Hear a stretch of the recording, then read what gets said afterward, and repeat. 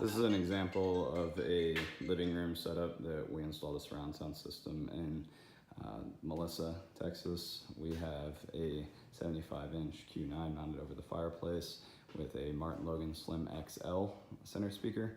And we're doing 2 triple firing subs in each corner of the room. One here, one back here.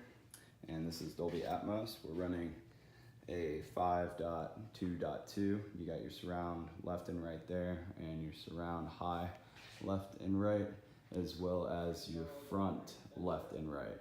For the front left and right, we're using the 700 series home theater speakers from Episode, and for the surround rear, we're using the 1700 bipolar speakers, and then on the ceiling Atmos speakers, we're using the 1700 series Episode signature speakers as well, but we're using the point speakers. And then this is the AV setup with the rack slides put in.